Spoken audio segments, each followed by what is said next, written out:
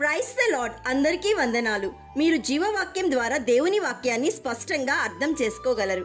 కాబట్టి వీడియోని పూర్తిగా చూడండి, మీ ఫ్రెండ్స్కి షేర్ చేయండి, లైక్ చేయండి, సబ్స్క్రైబ్ చేయండి.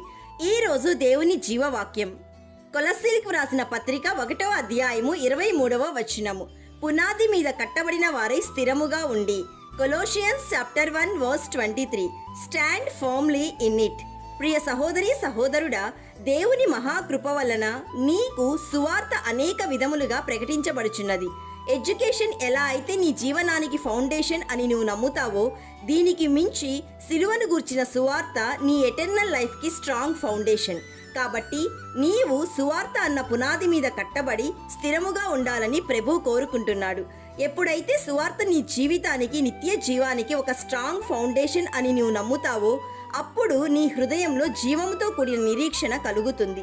ఏంటి ఆ నిరీక్షణ అంటే, మరణం అనేది అంతం కాదు అన్న నిరీక్షణ, ప్రభువు నిత్య జీవం ఇస్తాడన్న నిరీక్షణ, క్రొత్త ఆకాశం క్రొత్త భూమిలో ఉంటామన్న నిరీక్షణ, దేవుని మహిమను చూస్తామన్న నిరీక్షణ, ప్రభువుతో యుగయుగములు ఉండబోతున్నామన్న నిరీక్షణ నీలో ఉంటుంది.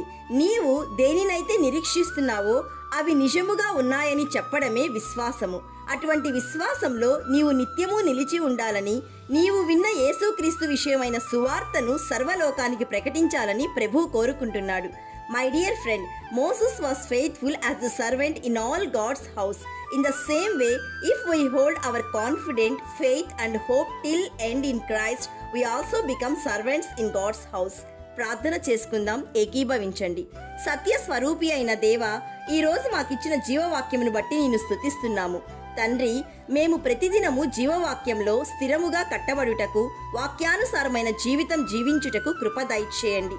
ఈ రోజు జీవవాక్యం వింటున్న ప్రతి ఒక్కరూ, వారి కుటుంబాలు సువార్త వలన కలుగు నిరీక్షణ నుండి తొలగిపోక విశ్వాసమందు నిలిచి ఉండి నీవిచ్చు బహుమతిని స్వీకరించుటకు కృప దయచేయమని సర్వసృష్టికి ఆది సంభూతుడైన యేసయ్య నామంలో అడుగుచున్నాము తండ్రి.